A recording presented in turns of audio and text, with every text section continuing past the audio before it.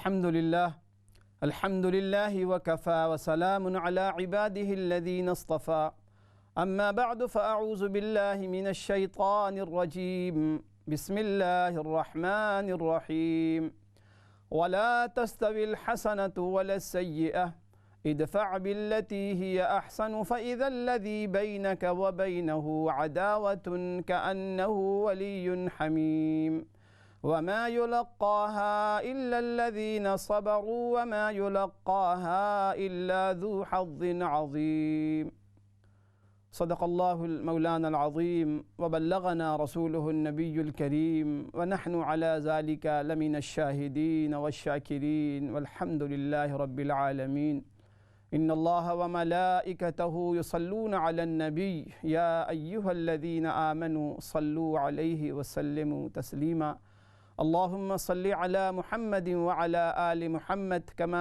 صليت على إبراهيم وعلى آل إبراهيم إنك حميد مجيد اللهم بارك على محمد وعلى آل محمد كما باركت على إبراهيم وعلى آل إبراهيم إنك حميد مجيد رب اشرح لي صدري ويسر لي أمري واحلل عقدة من لساني يفقهوا قولي محترم ناظرین و سامعین السلام علیکم ورحمۃ اللہ وبرکاتہ۔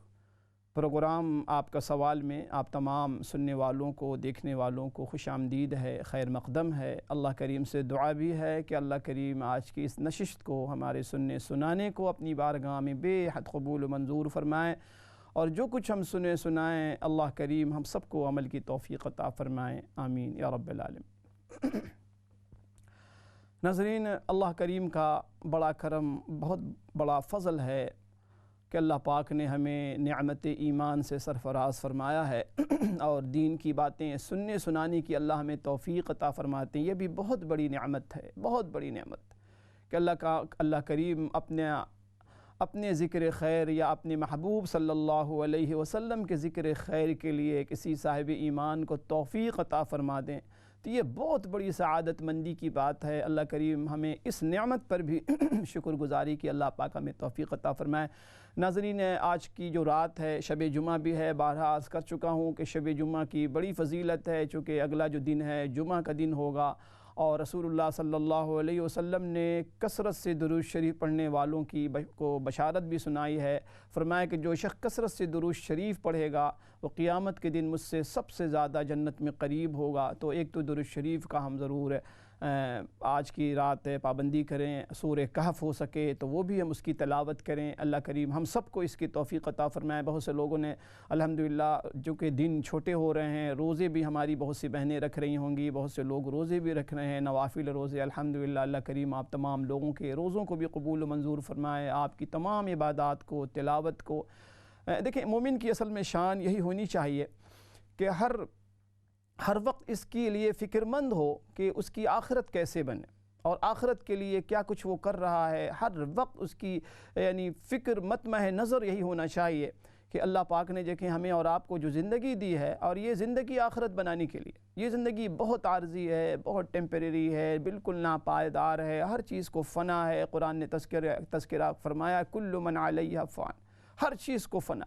تو ہر لمحہ، ہر دن ہم موت سے قریب ہو رہے ہیں، اور آخری وقت سے ہم اپنے قریب ہو رہے ہیں۔ ہر لمحہ، ہر سیکنڈ، ہر گھنٹہ ہمیں موت سے قریب کر رہا ہے۔ تو ایک عقلمند مسلمان کی علامت اور یہ نشانی یہ ہے کہ ہر وقت کا ایسا استعمال کرے کہ وہ وقت اس کے لیے اخروی اعتبار سے نفع بخش بن جائے، فائدہ بن جائے۔ اس یہی وجہ ہے کہ اللہ کے نبی صلی اللہ علیہ وسلم نے حدیث کے اندر بڑی پیاری بات ارشاد فرمائی کہ من حسن اسلام المرء ترکہ ما لا یعنی، کہ ایک انسان کے اسلام کی خوبی میں سے یہ بات ہے کہ ترکہ ما لا یعنی، ایسی چیزوں کو چھوڑ دے، ترک کر دے جو لا یعنی ہے، یعنی یوز لیس ہے، اس کا کوئی فائدہ نہ دنیا میں نہ آخرت میں، ایسا کام نہ کرے۔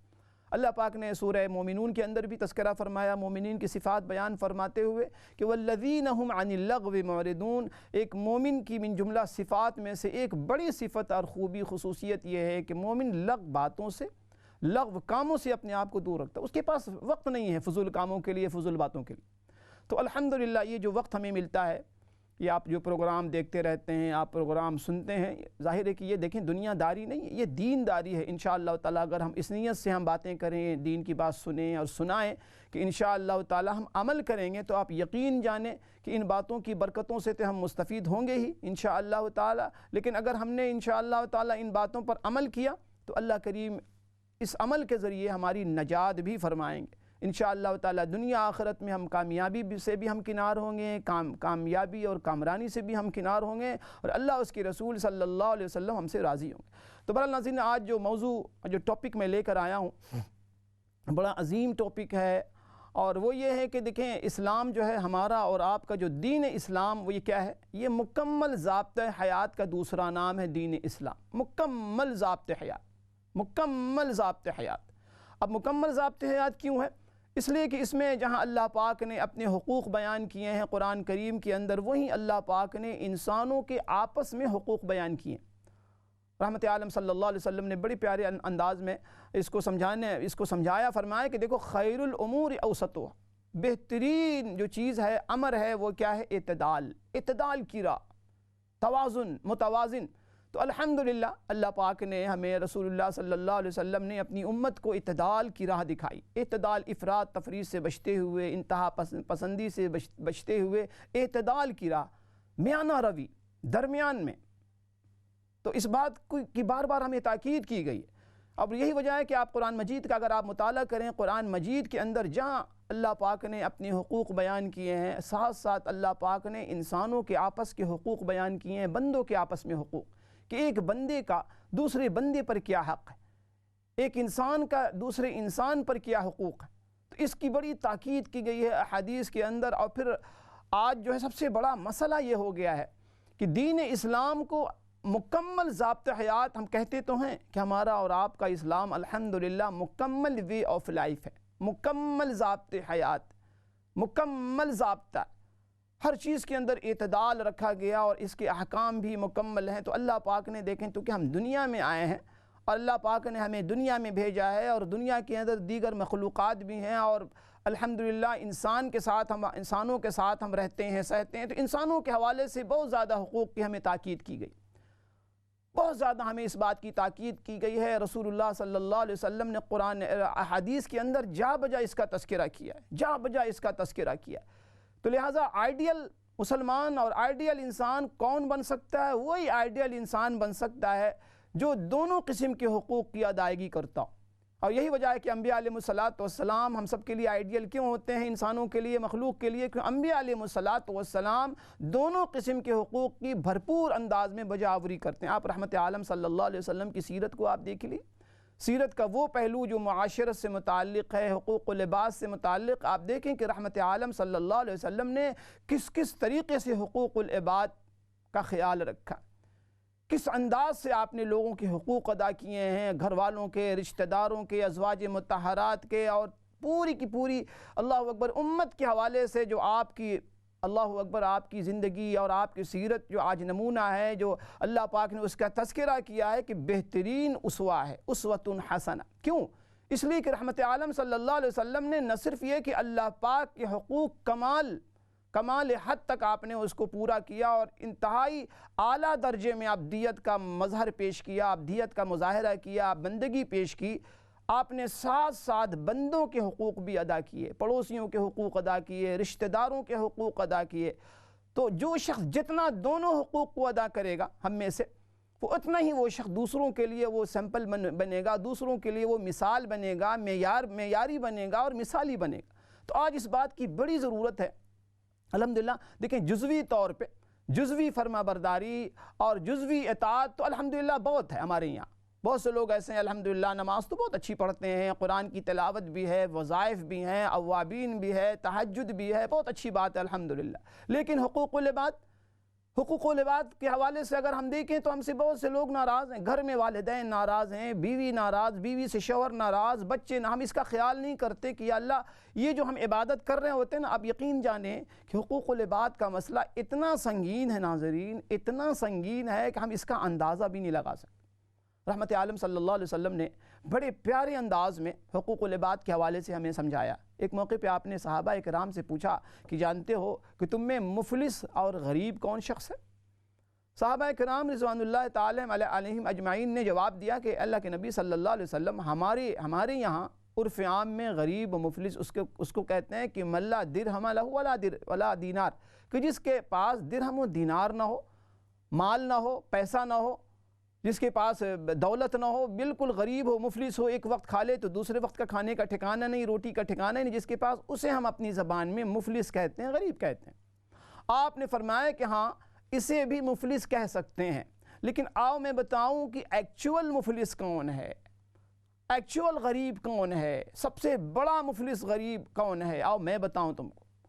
تو رحمت عالم صلی اللہ علیہ وسلم نے ارشاد فرمایا کہ جانتے ہو ایکچول مفلس کون ہے؟ یہ وہ شخص ہے جو اللہ پاک کی بارگاہ میں، حشر کے میدان میں، محشر میں اللہ پاک کی خدمت میں، بارگاہ میں حاضر ہوگا، اور پھر اس کا حساب کتاب شروع ہوگا، اور پھر بہت سی نیکیوں کو لے کر، یعنی احد پہاڑ کے برابر اس کی نیکیاں ہوں گی، یعنی حقوق اللہ کے حوالے سے بڑی اس کی نمازیں ہوں گی، اس کی تلاوت، زکوٰۃ اور صدقہ اور اوابین اور تہجد اور نوافل، بہت تہجد گزار ہوگا، عبادت بہت سی نیکیاں لے کر آئے۔ لیکن جنت میں جانے سے پہلے اللہ پاک کا یہ نظام ہوگا وہاں کہ اللہ پاک اہل محشر سے پوچھیں گے کہ جنت میں جانے والا شخص جنت میں جا رہا ہے، اس نے کسی شخص کی حق تلفی تو نہیں کی ہے، اور اگر کسی کی اس نے حق تلفی کی ہے تو وہ لوگ ہاتھ کھڑا کریں، وہ لوگ یا تو معاف کریں یا اپنے حق مانگیں۔ اب یہ ہے کہ وہ لوگ، بہت سے لوگ وہاں ہاتھ کھڑے کریں گے کہ یا اللہ اس نے میرے فلاں حق ضائع کیے، یا اللہ اس نے میری فلاں حق تلفی کی، اور بے تحاشا لوگ کھڑے ہوں گے ہاتھ کھڑے کر کے، یہ سارے وہ لوگ ہوں گے جو اہل حقوق ہوں گے۔ اب اس بندے کے پاس ظاہر ہے کہ وہاں کی کرنسی کیا ہوگی، وہاں تو وہ نہیں ادا کر سکتا، وہاں تو سوائے اس کے کہ نیکیوں کی شکل میں جو اس کے نام عمل میں نیکیاں ہوں گی، اللہ پاک نیکیوں کو تقسیم کرنا شروع کریں، اس کے نام عمل میں سے وہ نیکیاں تقسیم ہونا شروع ہوں گی، فرشتے تقسیم کریں گے، اہل حقوق کو حق دینا شروع کریں گے، حتیٰ کہ اس کی ساری نیکی ختم ہو جائے گی، لیکن حق لینے والے اب بھی باقی بچ جائیں گے۔ پھر اس کے پاس اس کے علاوہ کوئی آپشن نہیں ہوگا، اللہ پاک پھر ان لوگوں کی خطائیں اور سیئات اس کے نام عمل میں ڈال دی جائیں گی، پھر اس کو حکم ہوگا کہ تیری نیکیاں اب ختم ہو گئی ہیں، تیرے نام عمل میں اب سیئات ہی سیئات ہیں، گناہ ہی گناہ ہے، اب تو جہنم کی طرف چلا جا، اسے جہنم میں ڈال دیا۔ رحمت عالم صلی اللہ علیہ وسلم نے اس حدیث میں بڑے پیارے اور واضح انداز میں آپ نے یہ بتلایا کہ دیکھو ایک شخص جو اللہ کی بارگاہ میں اتنی نیکیاں لے کر حاضر ہوا تھا، لیکن حقوق العباد کے تلف کرنے کی وجہ سے، حقوق کی ادائیگی کی نہ کرنے کی وجہ سے، وہ شخص جو جنت میں جانے والا تھا اب جہنم میں جا رہا۔ آج ہمارے یہاں ایک بہت بڑی جو کمزوری ہے نا کہ حقوق العباد کے حوالے سے اچھے لوگ ہمارے یہاں جو اپنے آپ کو بہت مہذب، بہت متدین، بہت دیندار، ٹوپی والے، داڑھی والے، نیک صالح لوگ، بظاہر اچھے سمجھے جانے والے لوگ، اچھی سمجھی جانے والی خواتین معاشرے کے اندر، حقوق العباد کی ہمیں کوئی فکر نہیں الا ماشاءاللہ۔ کسی سے ہم وعدہ کر دیں گے، بڑے آسانی سے وعدہ خلافی ہم کر دیتے ہیں، ہمیں احساس تک نہیں ہوتا کہ وعدہ خلافی حرام ہے، کسی کو تکلیف پہنچانا۔ اور پھر حقوق العباد کے اندر دیکھیں جس انداز سے ہمارے سب سے پہلے والدین کے حقوق ہیں، میاں بیوی ان کے آپس کے حقوق ہیں، بچوں کے حقوق ہیں، رشتہ داروں کے حقوق ہیں، ہمسائے کے حقوق ہیں، سفر آپ کر رہے ہیں، سفر کے اندر جو آپ کا جو ہے پڑوس میں جو شخص بیٹھا ہوا اس کے حقوق ہیں، طلباء کے حقوق ہیں، اساتذہ کے حقوق ہیں، آپ کے کولیگز ہیں، امپلائرز ہیں، امپلائیز ہیں۔ اور یاد رکھیں کہ حقوق العباد صرف مسلمانوں کے لیے نہیں، یہاں حقوق العباد کہا گیا ہے۔ عباد سے مراد اللہ پاک کے وہ سارے بندے، چاہے وہ مومن ہو چاہے غیر مومن ہو۔ اب یہ جو وہ لوگ ہیں بیچارے ہمارے بھائی بہن جو دیکھیں جو ایمان سے محروم ہیں، یہ بھی نبی پاک علیہ السلام کی امت ہیں، یہ بھی آج بہت بڑی غلط فہمی ہمیں ہو جاتی ہے، بہت بڑی غلط فہمی ہمیں ہو جاتی ہے۔ ہم ان کو بالکل باہر کے لوگوں کو اور بالکل ہم فارغ سمجھتے نہیں، یا یقین جانے کہ وہ بھی اللہ پاک کے بندے ہیں، وہ بھی رحمت عالم صلی اللہ علیہ وسلم کی امت ہیں۔ امت کے علماء نے دو قسم کی ہے، ایک امت اجابت، ایک امت دعوت۔ ہم جو لوگ ہیں، مسلمان جو لوگ ہیں، ہم امت اجابت ہیں کہ ہم نے ایمان قبول کیا ہے، ہم نے اسلام قبول کیا، مسلمانوں کے گھر میں پیدا ہو، ہم امت اجابت۔ وہ لوگ جو ایمان سے محروم ہیں وہ بھی امت دعوت ہیں، ہم ان کو دعوت دیں گے اپنے قول سے، اپنے عمل سے، اپنے کیریکٹر سے، اپنے کردار سے۔ تو حقوق العباد کا مطلب ہرگز یہ نہیں ہوتا کہ آپ مسلمانوں کے حقوق کا تو خیال رکھیں اور غیر مسلم کے حوالے سے آپ بالکل آزاد ہیں، آپ جو چاہیں ان کے ساتھ سلوک کریں، خدا نہ خواستہ ہرگز اس کا مطلب نہیں۔ ان کے بھی وہی برابر کے حقوق ہیں، چونکہ وہ بھی بندے تو اللہ کے ہیں نا۔ اسلام نے اتنی بڑی بات اللہ کے نبی صلی اللہ علیہ وسلم نے اسلام کے حوالے سے فرمائی ہے کہ اے لوگو، الخلق عیال اللہ، ساری کی ساری مخلوق اللہ پاک کا کنبہ ہے، اللہ پاک کا خاندان ہے، اللہ پاک کا کنبہ ہے۔ اور جانتے ہو اللہ پاک کو کون لوگ پسند ہیں؟ فرمایا کہ فَأَحَبُّ الْخَلْقِ من احسن الی عیالہ، اللہ پاک کی نظر میں وہ لوگ بڑے محبوب ہیں جو اللہ پاک کے بندوں سے اور اللہ پاک کے کنبے سے محبت کرتے ہیں۔ من احسن الی عیالہ، اللہ کے عیال، اللہ پاک کا خاندان، اللہ پاک کا کنبہ، جو لوگ اللہ پاک کے کنبے سے محبت کریں گے، احسان کریں گے، اللہ پاک کو وہ لوگ بہت محبوب ہیں۔ بس کہ علماء نے بڑی اچھی بات، عجیب بات لکھی ہے، میں نے سوچا کہ آپ شیئر کر دوں۔ دیکھیں علماء نے لکھا ہے کہ دیکھو بسا اوقات ایسا ہوتا ہے کہ ایک انسان کا دوسرے انسان سے اختلاف ہے،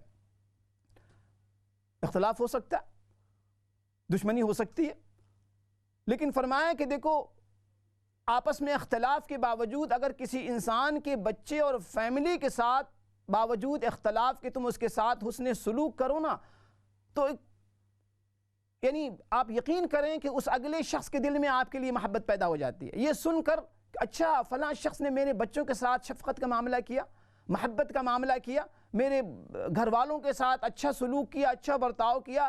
فرمایا کہ یاد رکھنا یہی حال اللہ پاک کا ہے۔ اللہ پاک جب کسی بندے کے بارے میں یہ دیکھتا ہے کہ میرا بندہ میرے سارے بندوں سے محبت کرتا ہے، ظاہر کفر ایمان کا مسئلہ یہ اللہ پاک کے ساتھ، اگر کوئی شخص خدا نخواستہ مومن نہیں ہے، مسلمان نہیں ہے، اس کا معاملہ اللہ پاک کا معاملہ ہے، لیکن ہمیں جو حکم دیا گیا ہے کہ ہم اس سے اس لیے محبت کریں، اس لیے اس کے ساتھ خیر خواہی کریں کہ وہ میرے اور آپ کی اللہ کا بندہ ہے، وہ میرے اور آپ کے نبی صلی اللہ علیہ وسلم کی امت میں ہے، امت میں۔ تو میں یہ عرض کر رہا ہوں کہ اللہ پاک کا ناظرین اتنا بڑا ہم پہ احسان ہے، اتنے احسانات ہیں اور اتنے انعامات ہیں اور بڑی بڑی نعمت، یہ کتنی بڑی نعمت کہ الحمدللہ ہم سب مسلمانوں کے گھر میں پیدا ہوئے، ہمیں کوئی قربانی نہیں دینی پڑی اسلام کے لیے اور ایمان کے لیے۔ تو میں یہ عرض کر رہا ہوں کہ اسلام دین کامل ہے، مکمل ضابط حیات ہے، مکمل کمپلیٹ وے آف لائف ہے۔ تو کمپلیٹ وے آف لائف کا کیا مطلب ہے؟ کہ اسلام کے اندر سارے حقوق کی رعایت کی گئی۔ آپ اگر انسان ہیں تو دوسرے انسانوں کے حقوق آپ ادا کریں، رشتہ داروں کے، حتیٰ کہ جانوروں کے بھی حقوق ہمیں بتائے گئے ہیں کہ اگر آپ کا واسطہ کسی جانور سے، کسی اینیمل سے پڑتا ہے اور اس کی کوئی ضرورت ہے، آپ نے اس کو اپنے گھر میں رکھ، اس کے حقوق کی پامالی، یہ بھی اتنا بڑا جرم ہے جیسے کہ کسی انسان کے حق کی پامالی کرنا، تلفی کرنا۔ تو آج اس بات کی بڑی ضرورت ہے، اب بڑی اہم ضرورت ہے کہ ہمارے یہاں جو کہتے ہیں کہ آدھا تیتر آدھا بٹیر والا جو مسئلہ ہے نا، کہ جو چیزیں ہمیں سوٹ کرتی ہیں، جو چیزیں ہمیں اچھی لگتی ہیں، ہم نے ان کو اپنایا ہوا ہے، اور وہ اعمال، وہ احکام جن میں قربانی ہے اور جس میں تھوڑی سی مشقت ہے اور جس میں اپنے آپ کو فنا کرنا پڑتا ہے، قربان کرنا پڑتا ہے، نفس پر بہت شاق گزرتی ہے اگر کوئی، اس کو ہم نے چھوڑا ہوا۔ دین کے ساتھ بھی یہی معاملہ ہے کہ جو چیزیں اچھی، مثال کے طور پہ نماز ہم پڑھ لیتے ہیں، الحمدللہ حج زکوٰۃ بھی دے دیتے ہیں، عمرہ بھی کر لیتے ہیں، حج بھی کر لیتے ہیں، بہت سے اعمال ایسے ہیں، لیکن حقوق العباد کے حوالے سے ہمارے یہاں یعنی نماز کا چھوڑنا بسا اوقات ہم اس کو گناہ تو سمجھتے ہیں، لیکن غیبت کرنا، کسی کی دل آزاری کرنا، کسی کا دل دکھانا، ان چیزوں کو ہم گناہ نہیں سمجھتے۔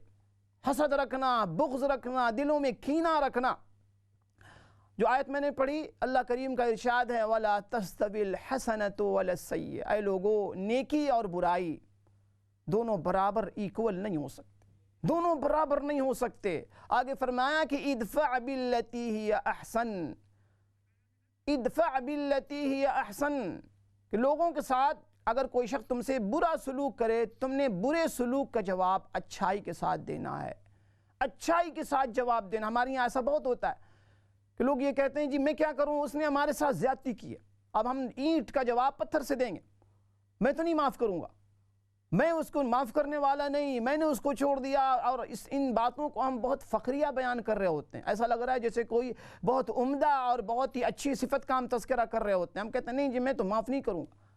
اور یہ ناراضگی کا سلسلہ اتنا بسا اوقات طویل ہو جاتا ہے کہ وہ ناراض شخص دنیا سے رخصت ہو کے چلا جاتا ہے. اللہ کے نبی صلی اللہ علیہ وسلم اسی طریقے سے آیت میں اللہ پاک نے فرمایا کہ ادفع باللتی ہی احسن. جانتے ہو تمہارے اس برتاؤ کا صلہ تمہیں کیا ملے گا، اس کا امپیکٹ کیا پڑے گا، اس کا نتیجہ کیا نکلے گا. فرمایا کہ فَإِذَا الَّذِي بَيْنَكَ وَبَيْنَهُ عَدَاوَةٌ كَأَنَّهُ وَلِيٌّ حَمِيمٌ. یاد رکھنا تمہارے اس اچھے برتاؤ سے وہ شخص جو تمہارا سخت ترین دشمن تھا اس کی اور تمہارے درمیان جگری دوستی پیدا ہو جائے گی. یہ اللہ پاک کا دیا ہوا نسخہ. آج ہم کتنا کمپلین کر رہے ہوتے ہیں کہ جی فلاں صاحب سے میری نہیں بنتی ہے، بڑا اختلاف ہے جی، وہ میرے خلاف یوں پروپیگنڈا کرتے ہیں، میرے خلاف کمپین چلاتے ہیں، میرے لیے نا وہ دوسروں کو اللہ اکبر کان بھرتے ہیں، یہ کتنی باتیں. اور یقین طور پہ ایسا ہوتا رہتا ہمارے یہاں، ہمارے معاشرے میں یہ چیزیں بہت عام ہیں. ایک دوسرے کے خلاف اللہ اکبر اگر ہم کام کر رہے ہیں، ہم کولیگ ہیں، ایک دوسرے کو نیچا دکھانے کی ہم کوشش کر رہے ہوتے ہیں. تو ایسی بہت سی چیزیں کہ ہم پریشان ہو جاتے ہیں کہ اللہ ہم کیا کریں. اور پھر لامحالہ ہم ری ایکشن کے طور پہ، رد عمل کے طور پہ ہم بھی اسی راستے پہ لگ جاتے ہیں جس راستے پہ ہمارا وہ دوست، ہمارا وہ کولیگ، ہمارا جو فریق مخالف لگا ہوا، اسی کام میں ہم بھی لگ جاتے ہیں. تو اللہ پاک نے یہ نسخہ عطا فرمایا کہ میرے بندو یہ جو تم رویہ اختیار کر رہے ہو نا، اس سے ظاہر ہے کہ اور زیادہ دشمنی بڑھے گی، مخالفت میں اضافہ ہوگا. ہم نے مخالفت کو منیمائز کرنا، میکسیمائز نہیں کرنا. میرے استاد کہا کرتے تھے کہ اللہ کے بندو دشمنی ختم کرو، دشمنوں کو نہیں. مخالفت کو ختم کیا کرو، مخالف کو نہیں. ہم تو مخالف کے ختم کرنے کے در پہ ہو جاتے ہیں. ہمارے یہاں بڑا مسئلہ ہے کہ دیکھیں تحمل نہیں، صبر نہیں ہے، قوت برداشت نہیں ہے کہ تھوڑا سا صبر رکھیں، تھوڑا سا تحمل رکھیں. بھائی مخالفت ختم ہو جائے گی اور مخالفت ختم کرنے کی کوشش کرنی چاہیے. رشتہ داروں میں آپس میں اگر کوئی اللہ اکبر بدمزگی ہو گئی تو ہم بدمزگی نہیں دور کرتے ہیں، ہم رشتہ داری ختم کر لیتے ہیں کہ رشتہ داری ختم آج سے. تم میرے بھائی نہیں، میں تمہاری بہن نہیں، میں تمہاری خالہ نہیں، تم میرے بھانجا نہیں. رشتہ داری ختم. اور سال ہا سال سے ہم ناراض ہو کے بیٹھے. بھائی غلط فہمی اگر ہوئی تو آپ غلط فہمی دور کریں، بدمزگی دور کریں، فاصلوں کو گھٹائیں، کم کریں، رشتہ داری کے اندر مخالفت کو دور کریں، مخالف کو نہیں. تو انشاءاللہ اسی موضوع پر بات ہوگی، یہیں سے کیری آن کریں گے انشاءاللہ تعالی. مختصر سے بریک کے لیے السلام علیکم ورحمۃ اللہ وبرکاتہ.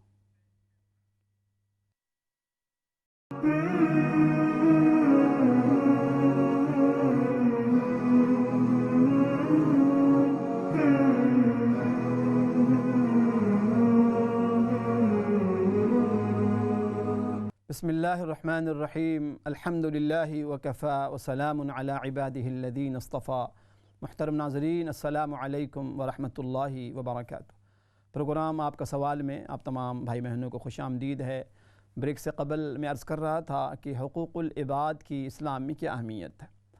حقوق سے مراد دیکھیں ناظرین رائٹس جسے ہم حق، اس کی جمع حقوق ہیں. تو ایک مسلمان کے ذمے دو قسم کے حقوق ہیں. ایک حق یہ ہے کہ اللہ سبحانہ و تعالیٰ کی عبادت کے حوالے سے کہ اللہ تعالیٰ کی توحید ہے، اللہ تعالیٰ کو یکتا اور ونس آف گاڈ کا جو عقیدہ ہے، اللہ پاک کو اکیلا ماننا، اللہ پاک کی توحید ہے، اللہ پاک کے پھر جو احکام ہیں روزہ، نماز، حج. تو حقوق اللہ یہ ہیں کہ اللہ پاک کے حقوق کی ادائیگی. ایک مسلمان پر دوسرے جو حقوق ہیں وہ آپس میں بندوں کے جو حقوق جن کو ہم حقوق العباد، عبد کی جمع عباد ہے. آج بندے سے مراد ساری ہی بندے ہیں. یہاں مسلم غیر مسلم بندوں کی تخصیص نہیں کی گئی، بلکہ سارے ہی کے سارے بندے اللہ پاک نے ان کے حقوق ہم پر عائد کیے ہیں. میں نے اس بات کو بارہا عرض کیا ہے کہ دیکھیں قرآن کریم کا، اللہ کرے کہ ہمیں کبھی توفیق عطا اللہ فرما دیں کہ ہم قرآن کریم کا کبھی مطالعہ بھی کیا کریں. تلاوت ہم کرتے رہتے ہیں الحمدللہ، اللہ کریم ہمیں مزید تلاوت کی توفیق عطا فرمائے. کبھی قرآن مجید کا مطالعہ بھی کیا کریں، یعنی ترجمے کے ساتھ.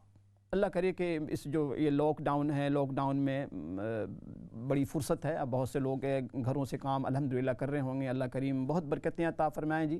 اور یہ جو شر ہے، بظاہر شر کا جو پہلو ہے، اللہ اس شر کے پہلو کو ہم سب کے حق میں، پوری امت کے حق میں خیر کا پہلو بنا دے اس کو. تو میں عرض کر رہا تھا کہ اگر وقت ہے، اگر یقینی طور پہ وقت بہت میسر ہے، اگر اس وقت کو صحیح معنوں میں ہم استعمال کریں کہ ان اوقات میں تھوڑا سا وقت اگر ہم دیں کہ قرآن مجید کا ترجمہ ہم پڑھیں. کوئی ایک تفسیر کو لے لیں، معارف القرآن بڑی اچھی تفسیر ہے، مفتی شفیع صاحب رحمۃ اللہ علیہ کی، مفتی اعظم پاکستان تھے، بڑی پیاری تفسیر ہے معارف القرآن. اس کو اگر ہم لے لیں اور اس کو ہم شروع سے سورۃ الفاتحہ سے پڑھنا شروع کریں تو انشاءاللہ بہت فائدہ مند ہوگا. اچھا، ہمارے ساتھ کالر ہیں، کالس دیکھیں آن ہیں. آپ چاہیں تو آج کے موضوع کے حوالے سے بھی آپ سوال کر سکتے ہیں. اللہ کریم آپ کو بہت جزائے خیر عطا فرمائے. جی کالر، السلام علیکم ورحمۃ اللہ. وعلیکم السلام ورحمۃ اللہ وبرکاتہ. صاحب سے ایک سوال پوچھنا تھا. جی مثلا میں بہت بیمار رہتی ہوں، مجھے گردوں کی بہت تکلیف ہے، میرے یورین میں وہ بلڈ آ رہا ہے، تو کوئی وظیفہ بتا دیں کہ ٹھیک ہو جائے، کوئی آیت بتا دیں. عرض کرتا ہوں. اللہ کرتا ہوں. بہت شکریہ میری بہن. اللہ کریم آپ کو اور تمام بیماروں کو شفائے کاملہ عاجلہ مستمرہ عطا فرمائے. آپ کی کال کا بہت شکریہ. جی نیکسٹ کالر، السلام علیکم ورحمۃ اللہ. جی وعلیکم السلام ورحمۃ اللہ وبرکاتہ. کیسے ہیں آپ؟ جی الحمدللہ میرے بہن، الحمدللہ. جی میں نے نا آپ سے یہ سوال کرنا تھا کہ اسلام میں نا رشتہ داروں میں ماں باپ کے بعد کس کا آتا ہے نا، کس ان کے شادی شدہ مرد کے لیے اور غیر شادی شدہ کے لیے. اور میں نے آپ سے یہ پوچھنا تھا، اگر کوئی انسان جیسے ہمیں کوئی تکلیف دیتا ہے تو ہم اس کو اتنی ہی دیں، زیادتی نہ کریں، تو کیا ہم دے سکتے ہیں؟ سوری پھر ریپیٹ کریں، کیا فرمایا؟ اگر ہمیں کوئی تکلیف دیتا ہے، کوئی جیسے ذہنی پریشانی کو دیتا ہے، ہم اس کے ساتھ اتنی ہی اس کو بھی دے لیں اور زیادتی نہ کریں کوئی، تو کیا ہم کر سکتے ہیں؟ ٹھیک ہے، عرض کرتا ہوں. بہت شکریہ، بہت شکریہ آپ کی کال کا. جی نیکسٹ کالر، السلام علیکم ورحمۃ اللہ. وعلیکم السلام ورحمۃ اللہ وبرکاتہ. کیا حال ہے آپ کا؟ جی الحمدللہ میرے بہن، الحمدللہ. آپ ٹھیک ہیں؟ ہاں جی، اللہ کا شکر ہے. آپ کا پروگرام بہت اچھا ہے، بہت کچھ ملتا ہے سیکھنے کو. آپ کا طرز بیان بھی ماشاءاللہ بہت اچھا ہے. اللہ تعالیٰ آپ کو جزائے خیر عطا فرمائے. آمین. آپ کو بھی بہت شکریہ. تو ایک سوال پوچھنا تھا. ایک جو آپ نے ایک حدیث کا حوالہ دیا ہے، وہ ہے کہ کلو خلق عیال اللہ، کہ ساری خلقت اللہ تعالیٰ کی عیال ہے. کیونکہ مطلب چھوٹی عمر سے ہمیں سکھایا جاتا ہے کہ اللہ تعالیٰ کا کوئی عیال نہیں، کوئی بیٹا نہیں، کوئی بیٹی نہیں، ماں نہیں، وہ کسی بھی قسم کی. اور خلقت جو ہے وہ خلق اللہ تعالیٰ کی خلقت ہے، لیکن اللہ سے ویسے کوئی اس طرح کا ریلیشن نہیں ہے. تو اس کے بارے وضاحت ذرا کر سکتے ہیں، کیونکہ جیسے کل اللہ احد میں آتا ہے. جی میں عرض کرتا ہوں. بہت شکریہ، جزاکم اللہ. اچھا، پہلی جو کال تھی، اللہ کریم جزائے خیر عطا فرمایا اور آپ کو شفاء کلیہ عطا فرمایا میری بہن. آپ بیمار ہیں اور یورین کے اندر بھی انفیکشن ہے، جو بھی بیماریاں ہیں، آپ کو اللہ کریم سے دعا بھی ہے اللہ پاک آپ کو شفاء کلیہ عطا فرمائے. بہت سے لوگ اس وقت پریشان حال ہیں، بیمار بھی ہیں، الگ الگ بیماریوں میں مبتلا ہیں. آپ کو پتہ ہے یہاں لاک ڈاؤن کی وجہ سے ڈاکٹر جو حضرات ہیں، جی پی کا جو سسٹم ہے بہت متاثر ہوا ہے.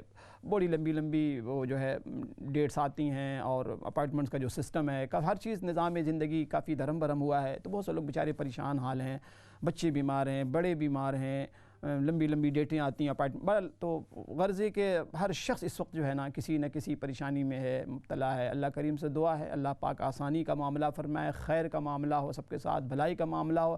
لیکن اس کو ذہن میں رکھیں، بار بار میں عرض کرتا ہوں کہ دیکھیں، ایک مسلمان کے لیے مایوسی کی کوئی وجہ نہیں ہے کہ ہم مایوس ہو جائیں. ہم جو ہے یقینی طور پہ حالات دیکھیں، یہ ہماری زندگی کا حصہ ہے، یہ زندگی کا حصہ ہے. زندگی کہتے ہی ہیں، دیکھیں تغیرات کا، حوادث کا نام یہ دنیا ہے اور زندگی. اللہ پاک نے دنیا کا جس انداز سے تعارف کروایا ہے، قرآن کریم آپ کھولیں تو اللہ پاک نے دنیا کا جس انداز سے تعارف کرایا ہے کہ وَلَنَبْلُوَنَّكُمْ بِشَيْءٍ مِّنَ الْخَوْفِ وَالْجُوعِ، اے لوگوں ہم تمہارا امتحان لیں گے اور لیتے رہیں گے، قیامت تک ہم لیتے رہیں گے تمہارا امتحان. کس انداز سے؟ اللہ پاک نے سوال یعنی کوشچن بھی اللہ پاک نے آؤٹ کر دیے. کس چیز میں تمہارے امتحان ہوگا؟ ماں جان کا تمہیں خوف ہوگا، جانیں تمہاری یعنی طرح کی بیماریاں آئیں گی، طرح کے مسائل آئیں گے، رزق میں کمی ہوگی، اور بھی دوسرے. اللہ پاک نے ان کا تذکرہ کیا ہے کہ تمہارے روزگار کم ہو جائیں گے، تمہارے روزگار ختم. ظاہر ہے کہ امتحان مصیبت ہی میں تو امتحان ہوتا ہے، نعمت میں امتحان تھوڑی ہوتا ہے. آپ کسی دوست کا امتحان لینا چاہیں کہ سچا دوست ہے، کھرا دوست ہے یا وہی ہے، تو آپ کس انداز سے اس کا امتحان لیتے ہیں؟ ظاہر ہے نعمت میں امتحان نہیں لیتے، آپ مصیبت کے حالات اس کے سامنے پیش کر کے آپ اس کا امتحان لیتے ہیں کہ کتنا کھرا دوست ہے۔ تو ہم نے جو کلمہ پڑھا ہے نا کہ لا الہ الا اللہ، اللہ پاک نے فرمایا کہ ہم تمہارا امتحان لیں گے، ہم تمہارا امتحان لیتے رہیں گے۔ اور کتنی پیاری بات کہ دیکھیں اس امتحان میں اللہ پاک کی طرف سے جو حالات آتے ہیں ہم صبر کریں گے انشاءاللہ تعالیٰ، تو صبر کا بدلہ بھی جنت ہے، صبر کا بدلہ بھی جنت۔ اور اگر ہم شکر ادا کریں گے انشاءاللہ تعالیٰ اچھے حالات ہوں تو شکر کا بدلہ بھی جنت۔ اس لیے بالکل پریشان ہونے کی ضرورت نہیں میری بہن، آپ جو ہے اپنی جی پی سے بھی کانٹیکٹ میں رہیں، جو ان کی طرف سے گائیڈ لائن آئیں، جو بتایا جائے ٹیسٹ وغیرہ بھی آپ کروائیں، اور ساتھ ساتھ جو ہے نا آپ دعا کرتی رہیں۔ حضرت ایوب علیہ السلام کی دعا ہے سورہ انبیاء کے اندر، دعا ہے رب انی مسنی الضر وانت ارحم الراحمین، اس دعا کو آپ پڑھیں۔ اس کے علاوہ اللہ پاک کے صفاتی نام میں سے سورہ رحمان کی آخری آیت ہے تبارک اسم ربک ذی الجلال والاکرام، تو یا ذی الجلال والاکرام 313 مرتبہ آپ پڑھیں، اور پڑھنے کے بعد آپ پانی کے اندر بلو کر کے پانی بھی پئیں اور اپنے آپ کو بھی دم کریں، بلو کریں، انشاءاللہ اللہ پاک ضرور شفائے کاملہ عطا فرمائیں گے۔ بہت شکریہ آپ کی کال کا۔ اچھا اس کے بعد میری بہن نے پوچھا ہے کہ رشتہ داروں میں ماں باپ کے بعد سب سے بڑا حق کس کا ہے؟ دیکھیں ماں باپ یقینی طور پہ اللہ پاک کے بعد، اللہ کے نبی اللہ رسول صلی اللہ علیہ وسلم کے بعد سب سے زیادہ جو حقوق ہوتے ہیں ماں باپ کے ہیں، لیکن ماں باپ کے حقوق سب سے زیادہ اس وقت تک رہتے ہیں جب تک کسی بچی کی شادی نہ ہوئی، اور شادی کے بعد سب سے بڑا جو حق ہے وہ شوہر کا ہوتا ہے، سب سے بڑا حق شوہر کا ہوتا ہے۔ ہاں شادی سے پہلے ماں باپ ہیں، ماں باپ کے بعد پھر بھائی بہن ہیں، یعنی جتنے قریب کے رشتہ دار ہیں، پھر یعنی درجہ بدرجہ ان کے حقوق ہوتے ہیں، بہنیں ہیں، بھائی ہیں، اور قریب کے جو رشتہ دار ہیں نانا نانی دادا دادی، اس کے علاوہ جو دور کے رشتہ دار ہیں امی کی طرف سے، ابو کی طرف سے، انکل ہیں، تایا ہیں، تو یہ یعنی درجہ بدرجہ جس قسم کا رشتہ دار ہوگا اسی قسم کے پر اس کے حقوق ہوں گے، ٹھیک ہے۔ اس کے بعد جو ہے آپ نے ایک اس سوال کے ساتھ ایک اور سوال کیا ہے، میں انشاءاللہ کالر سے بات کرتا ہوں، اس کے بعد آپ کے سوال کا جواب دیتا ہوں۔ جی السلام علیکم ورحمۃ اللہ۔ جی وعلیکم السلام مفتی صاحب، میں نے آپ سے کہنا ہے کہ جو آپ نے کل دعا بتائی تھی نا نبی پاک جی والی، جی وہ آپ ریپیٹ کر سکتے ہیں اسکرین پہ بھی کہ میں ریکارڈ کر لوں؟ میں پڑھ دوں گا دعا، اسکرین پر تو مشکل ہے، میں دعا پڑھ دوں گا وہ والی آپ کے لیے، ٹھیک ہے؟ چلو ٹھیک ہے، اوکے۔ بہت شکریہ آپ کی کال کا۔ جی نیکسٹ کالر السلام علیکم ورحمۃ اللہ۔ وعلیکم السلام ورحمۃ اللہ وبرکاتہ۔ علامہ صاحب دو مسئلے پوچھ رہے ہیں۔ جی ارشاد۔ پہلا عرض کرنا کہ پہلا مسئلہ ابو جہل کے بارے میں ہے، جب وہ ابو جہل اور کچھ آدمی ان کو مارا گیا تو اللہ کے رسول کے دشمن تھے ہونا، تو یہ چاہیے تھا ان کی ہماری سوچ کے مطابق اللہ کے رسول کی تو آپ خود بیان فرمائیں گے کہ ان کی لاشیں جانور کھاتے اور اس طرح رہتی علاقے لوگوں کو عبرت ہوتی۔ دوسرا سوال یہ کہ ایک صحابی کے سامنے ایک نوجوان نے مٹی سے قمیض بھری ہوئی اپنے والد کے طرف، اس کا منہ تھا وہ تھوڑ تھی، وہ اپنے والد کے منہ کی طرف یعنی اس قمیض کو چھنڈا، تو وہ جان بوجھ کر یہ بات فاقن ہو گیا۔ لیکن آپ جیسے کوئی صحابی، آپ کوئی صاحب علم بیٹھے ہوئے تھے، انہوں نے کہا کہ تو نے اپنے والد کے دل کو دکھایا ہے اور ان سے معافی مانگ۔ یہ دو باتیں ان پر ذرا آپ توجہ فرمائیں تاکہ ہمارے معاشرے میں ایک دوسرے کے خلاف جو غلاظ زبان ہے شاید کوئی تھم جائے۔ شکریہ۔ بہت شکریہ بھائی آپ کے سوال، جزاکم اللہ۔ جی نیکسٹ کالر السلام علیکم ورحمۃ اللہ۔ وعلیکم السلام، مولانا صاحب السلام علیکم۔ وعلیکم السلام ورحمۃ اللہ وبرکاتہ۔ جی بھائی۔ مولانا صاحب ایک رہنمائی کرنی ہے، ہم ایک مولانا صاحب کے پیچھے نماز پڑھتے ہیں تو نماز میں جو اللہ اکبر کہتا ہے تو بہت لمبا پڑھتا ہے، اب جو مقتدی ہے وہ سجدے میں چلے جاتے ہیں لیکن اس کا اللہ اکبر ختم نہیں ہوتا۔ سوری دوبارہ سوال ریپیٹ کریں۔ نماز میں جی ہم نماز ایک مولانا صاحب کے پاس پیچھے پڑھتے ہیں نا، امام کے پیچھے، جی امام کے پیچھے، امام اتنا اللہ اکبر پڑھتا ہے کہ وہ اللہ اکبر وہ سجدے میں چلا جاتا ہے، اس کا اللہ اکبر ختم نہیں ہوتا، اور جو باقی جو مقتدی ہے وہ بھی سجدے میں چلے جاتے ہیں لیکن اس کا اللہ اکبر امام کا ختم نہیں ہوتا، تو یہ صحیح ہے؟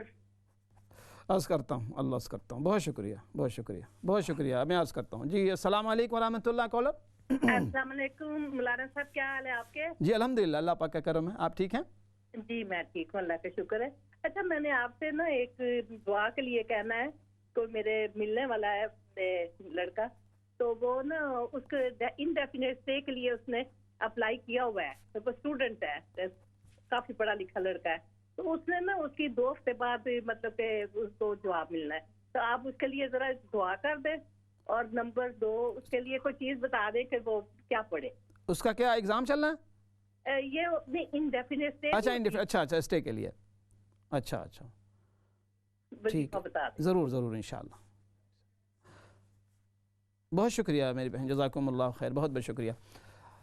اچھا تو میری بہن نے حقوق کے حوالے سے پوچھا تھا. تو سب سے جو میں نے عرض کیا کہ اللہ رسول صلی اللہ علیہ وسلم کے بعد حقوق العباد کے اندر سب سے زیادہ جو حقوق ہیں جس حوالے سے بڑی تاکید کی گئی ہے قرآن کریم کے اندر بھی. میں نے عرض کیا تھا کہ اللہ پاک نے قرآن کریم کے اندر جب اپنے حقوق بیان فرماتے ہیں تو بہت ہی اختصار کے ساتھ، بہت ہی مختصر اسٹائل ہوتا ہے، مختصر اسلوب جو ہوتا ہے، الفاظ بھی جو ہوتے ہیں بڑے مختصر کے ساتھ فرمایا کہ اقیموا الصلاۃ، نماز قائم کرو، وآتوا الزکاۃ، تم زکوٰۃ، واتموا الحج والعمرہ، حج کرو، عمرہ کرو. آپ تو پورا قرآن آپ مطالعہ کر جائیں، جہاں جہاں بھی اللہ پاک نے اپنے حقوق بیان کیے ہیں بہت اختصار کے ساتھ، بہت مختصر. لیکن جب اللہ پاک نے انسانوں کے باہم حقوق بیان کیے ہیں، مثلا والدین کے حقوق بیان کیے ہیں، پورا کا پورا رکوع، پوری کی پوری سورت النساء آپ اٹھائیں، اللہ اکبر، سورت الطلاق آپ پڑھیں، سورت البقرہ آپ پڑھیں، سورہ آل عمران آپ پڑھ جائیں. انسانوں کے باہم حقوق، میاں بیوی کے آپس میں حقوق، کہ اگر خدا نخواستہ طلاق کی نوبت آ جائے تو کس انداز سے آپ نے طلاق دینی، کس انداز سے خلا کا سلسلہ ہوگا، اور کس انداز سے ایک دوسرے کے ساتھ برتاؤ کرنا ہے. یعنی چھوٹی چھوٹی باریک باتوں کو کھول کھول کے بیان کیا ہے. دین کے بارے میں قرآن کی سب سے لمبی رکوع، آپ کو تعجب ہوگا کہ سورۃ البقرہ کی سیکنڈ لاسٹ رکوع، سب سے بڑی رکوع قرآن مجید کی، سب سے لمبی آیت. فرمائے کہ کس چیز کے بارے میں؟ نماز کے بارے میں نہیں، روزے کے بارے میں نہیں، زکوٰۃ کے بارے میں نہیں، عمرے کے بارے میں نہیں، تلاوت کے بارے میں نہیں. کس چیز کے بارے میں؟ فرمائے کہ دین کے بارے میں. یا ایھا الذین آمنوا اذا تداینتم بدین، سب سے بڑی آیت پورے قرآن کی، کہ آپس میں جب لین دین کرو، ایک دوسرے کو قرض دو اور قرض لو تو لکھ لیا کرو، اس کی تفصیل بیان فرمائی. تو علماء نے لکھا ہے اس کی وجہ کیا ہے. وجہ یہ کہ دیکھیں اگر خدا نہ خواستہ کوئی شخص اللہ اس کے رسول صلی اللہ علیہ وسلم کے حقوق کے اندر کمی کوتاہی کرتا ہے نا، اللہ پاک بہت غفور الرحیم ہے، اللہ پاک بہت معاف کرنے والے ہیں، اور اللہ پاک کا کوئی نقصان نہیں. کوئی شخص یکسر کوئی حق ادا نہ کرے اللہ پاک کا کوئی نقصان نہیں، کوئی ڈیموشن نہیں، کوئی پرموشن نہیں. لیکن انسان جب آپس میں ایک دوسرے کی حق تلفی کرتے ہیں تو دوسرے انسان کو تکلیف پہنچتی ہے، دوسرے انسان کا نقصان ہوتا ہے، مالی نقصان، جانی نقصان، عزت کا نقصان، آبرو کا نقصان، تو انسان کو تکلیف ہوتی ہے. اور یہی وجہ ہے کہ حقوق العباد کے حوالے سے بڑے ہی اللہ اکبر تاکیدی انداز میں بار بار اس کا تذکرہ کیا گیا. بہت وعید سنائی گئی ہے حقوق العباد کے پامالی پر، بڑی سخت وعید سنائی گئی ہے. پڑوسی کے بارے میں فرمایا گیا کہ تم میں سے کوئی شخص جنت میں داخل نہیں ہو سکتا، مومن نہیں ہو سکتا، جب تک کہ اس کا پڑوسی اس کی ایذا سے محفوظ نہ رہے. اتنی بڑی بات کہہ دی. تو بہرحال اللہ کریم ہمیں حقوق العباد کے حوالے سے بھی ہم سنجیدہ ہم سنجیدہ ہی نہیں ہوتے نا حقوق العباد کے حوالے سے. اللہ کریم ہمیں حقوق العباد کی بھی توفیق عطا فرمائے. تو بہت بہت شکریہ میری بہن آپ کے سوال کا. اور دوسرا میری بہن نے پوچھا ہے کہ الخلق عیال اللہ کا کیا مطلب ہے. دیکھیں الخلق عیال اللہ کا مطلب اللہ کا کنبہ سے مراد نعوذ باللہ خدا نہ خواستہ اللہ معاف کرے وہ یعنی صلبی اولاد نہیں ہے کوئی. اللہ پاک تو آپ نے خود فرمایا کہ سورہ اخلاص کے اندر قل هو اللہ احد. تو یہاں اس آیت میں توحید بیان کیا گیا کہ اللہ پاک جو ہے اکیلا ہے، یکتا ہے، تنہا ہے، لم یلد ولم یولد، نہ اللہ کی کوئی اولاد ہے، نہ اللہ پاک خود کسی کی اولاد ہے. اللہ الصمد، اللہ پاک بے نیاز ہے. ولم یکن لہ کفوا احد، دیر از نتھنگ لائک اللہ سبحانہ وتعالی، اللہ جیسا کوئی نہیں، اللہ پاک یونیک. تو یہاں جو الخلق یال اللہ کے اندر حدیث میں یہ بتلایا اصل میں جا رہا ہے کہ ساری کی ساری مخلوق ظاہر ہے کہ اللہ پاک کی مخلوق. یہاں اولاد سے مراد صلبی اولاد نہیں ہے، یہاں اولاد سے مراد مخلوق ہی ہے. سمجھانے کے لیے آدمی کہتا ہے، سمجھانے کے لیے بہت سی باتوں کو احادیث کے اندر مثال دے کر مثال سے سمجھایا گیا کہ جس طریقے سے ایک انسان کو اپنی اولاد سے محبت ہوتی ہے نا، صلبی اولاد سے، کہ اولاد کتنی ہی بگڑی ہی کیوں نہ ہو. کسی ماں سے پوچھیں کہ بھائی آپ کا وہ بچہ بڑا نافرمان ہے، کیا آپ پسند کریں گی وہ جہنم میں چلا جائے؟ کبھی نہیں ماں پسند کرے گی کہ میرا بچہ کتنا ہی نافرمان کیوں نہ ہو، کتنا ہی بدتمیز کیوں نہ ہو، ماں کبھی بد دعا نہیں کرتی، ماں کبھی نہیں برا چاہے گی، والدین کیوں، وہ اولاد۔ اسی طریقے سے یہ آپ یقین کریں کہ اللہ پاک کی جتنی بھی مخلوقات، کمال ایمان یہ ہے کہ ایک اگر واقعی کوئی شخص اس بات کا دعویٰ کرتا ہے کہ اللہ پاک سے وہ محبت کرتا ہے، تو اس کا لازمی نتیجہ یہ ہونا چاہیے کہ اللہ کی تمام مخلوق سے مخلوق کے ساتھ اس کا رویہ محبت والا ہو، محبت والا رویہ ہو، انسیت والا رویہ ہو، یہ سوچے کہ میرے اللہ کا بندہ ہے، یہ میرے اللہ کی مخلوق کا حصہ ہے، میرے اللہ پاک نے اسے بنایا ہے، یہ میرے محبوب صلی اللہ علیہ وسلم کی امت کا حصہ ہے، یہ امتی ہے، بے شک امت اجابت یا امت دعوت، لیکن امت کا حصہ یہ ہے۔ تو کسی سے بھی نفرت کی کوئی وجہ نہیں ہے، کوئی وجہ نہیں۔ تو اللہ کریم ہمیں آپ کو بھی جزا خیر دے اور دین کی ہمیں سمجھ عطا فرمائے۔ کل کی دعا کے حوالے سے میری بہن نے پوچھا، دیکھیں کل میں نے جو دعا کی تھی وہ بڑی پیاری دعا تھی، رحمت عالم صلی اللہ علیہ وسلم کی جو معمولات ہیں صبح و شام ان دعاؤں کو آپ پابندی سے پڑھا کرتے تھے۔ وہ دعا کیا تھی کہ اللہم انی اسألک العافیت فی الدنیا والآخرہ، اللہم انی اسألک العفو والعافیت فی دینی و دنیای و اہلی و مالی، اللہم استر عوراتی و آمن روعاتی۔ آگے فرمایا اللہم احفظنی من بین یدی ومن خلفی وعن یمینی وعن شمالی ومن فوقی واعوذ بعظمتک ان اغتال من تحتی۔ یہ دعائیں تھیں جو کل میں نے پڑھی تھی اور اس حوالے سے تشریح بھی کی تھی، اور پھر اسکرین پر بھی بہت سے لوگوں نے ان دعاؤں کو دیکھا ہوگا، اس کا ترجمہ بھی کیا تھا۔ اس میں اللہ پاک سے بندہ عافیت مانگ رہا ہوتا۔ رحمت عالم صلی اللہ علیہ وسلم یہ دعا کر کے دراصل ہمیں سکھا رہے ہیں، بتا رہے ہیں کہ اللہ کے بندو اللہ پاک سے صبح و شام یہ دعائیں مانگا کرو، اللہ پاک سے عافیت مانگو، معافی مانگو، اللہ پاک سے بخشش مانگو، مغفرت مانگو، اللہ پاک سے ہر قسم کی شرور فتن سے عافیت کا میں نے پھر ترجمہ اور تشریح بھی کل میں نے کر دیا تھا۔ اس کے بعد ابو جہل کے حوالے سے بھائی جان نے ہمارے سوال کیا، میں اچھی طرح سمجھ نہیں پایا کہ دیکھیں ابو جہل کو جو مارا ہے جن دو بچوں نے، ان کا نام معاذ اور معوذ تھا، اور وہ پورا واقعہ ہر شخص کو پتہ ہے۔ اور اس حوالے سے کہ ابو جہل رحمت عالم صلی اللہ علیہ وسلم نے ابو جہل کے بارے میں فرمایا تھا کہ اس امت کا فرعون تھا، جتنی تکلیف ابو جہل نے رحمت عالم صلی اللہ علیہ وسلم کو ایذا پہنچاتا تھا، تکلیف پہنچاتا تھا، اور سخت اذیت بنا ہوا تھا رحمت عالم صلی اللہ علیہ وسلم کے۔ اچھا ہمارے ساتھ ایک اور کالر ہیں، جی کال لیتے ہیں۔ السلام علیکم ورحمۃ اللہ۔ جی وعلیکم السلام ورحمۃ اللہ۔ علامہ صاحب میں نے نا آپ سے مرد کا بھی پوچھا تھا، میں نے ابھی پوچھا نا کہ شادی رشتہ داروں کا ماں باپ بعد کس کا سب سے زیادہ حق ہوتا ہے، تو میں نے مرد کا بھی پوچھا ہے، آپ نے صرف عورت کا ہی بتایا ہے۔ اچھا عرض کرتا ہوں جی وہ جی نیکسٹ کالر۔ السلام علیکم ورحمۃ اللہ۔ وعلیکم السلام، کیسے ہیں آپ؟ جی الحمدللہ۔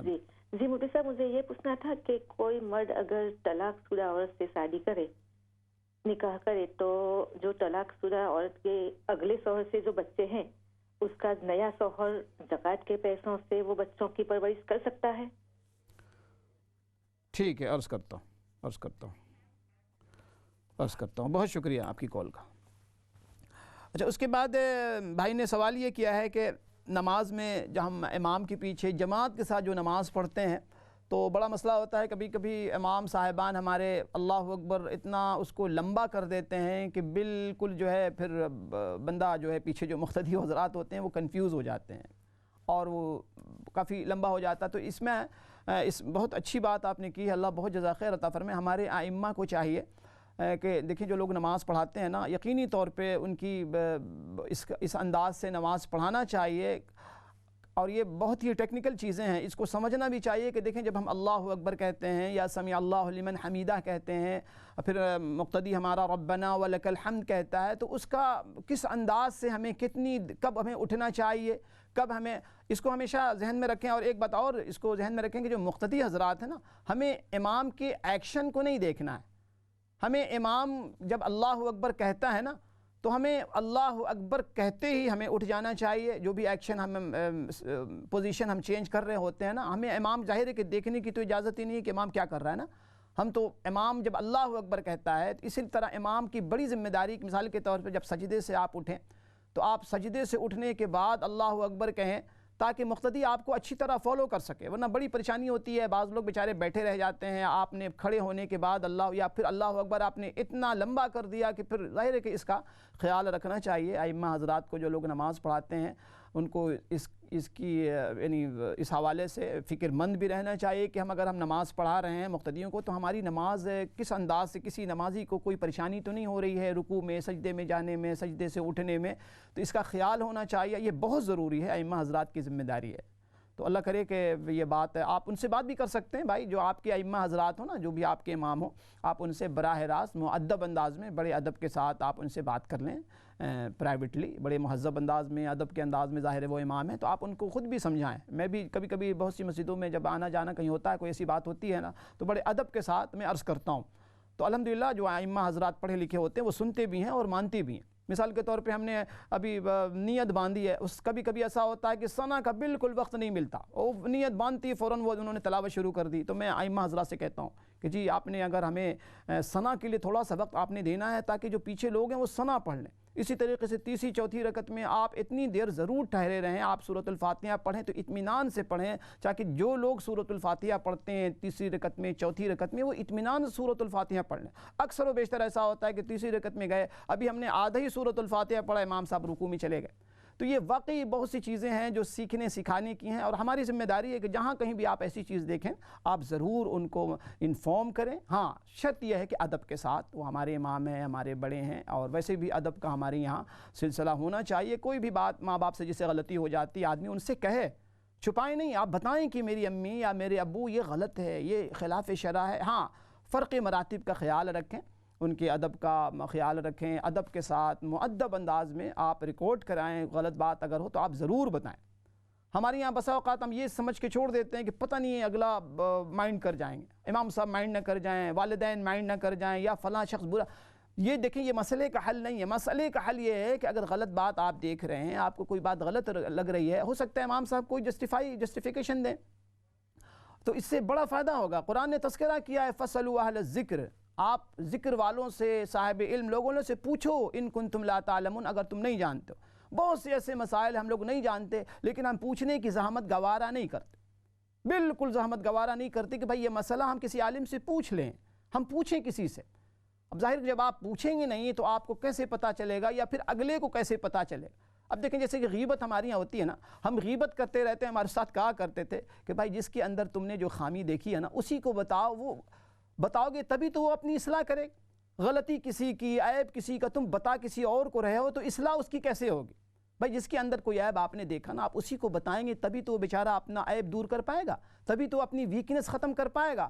ہماری مصیبت یہ ہے کسی کے اندر کوئی ویکنس ہم نے ڈھونڈ لی، اس کا پھر ہم ڈھنڈورا پیٹتے رہتے ہیں، مارکیٹنگ شروع کر دیتے ہیں، اس بیچارے کو پتہ ہی کوئی نہیں ہوتا کہ ہمارے خلاف یہ پروپیگنڈا چل رہا ہے، پھر اپنی اصلاح وہ کیسے کرے؟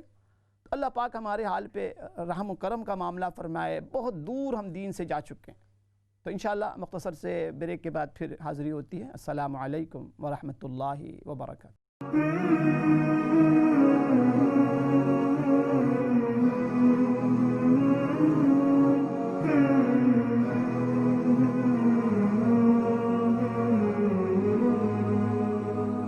بسم اللہ الرحمن الرحیم، الحمد للہ وکفا وسلام علی عبادہ الذین اصطفیٰ۔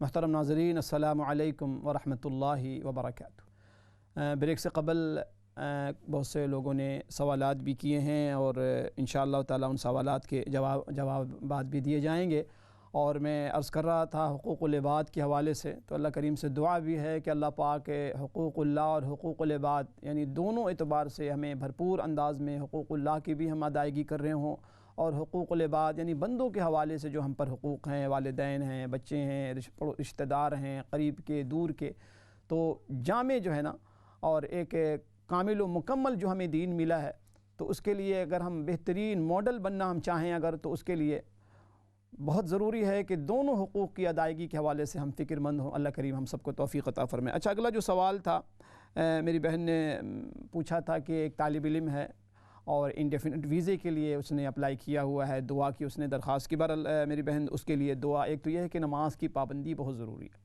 نماز کی پابندی کے ساتھ ساتھ جو ہے اللہ پاک کے 4 صفاتی نام ہیں، یا سبوح، یا قدوس، یا غفور، یا ودود، یہ 4 اسماء گرامی ہیں اللہ پاک کے۔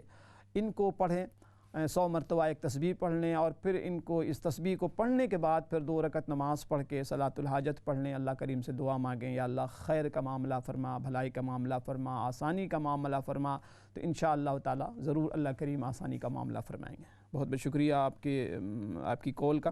اس کے بعد میری بہن نے پوچھا ہے کہ خواتین کے حقوق کے ساتھ ساتھ مرد کا حقوق، دیکھیں مرد کے بھی حقوق جو ہے نا، ابھی میں نے عرض کیا کہ شادی سے پہلے کہ ماں باپ کے حقوق خواتین پر زیادہ ہوتے ہیں، اسی طریقے سے شادی کے بعد ایک خاتون پر، بیوی پر سب سے بڑا جو حق ہے وہ شوہر کے حوالے سے۔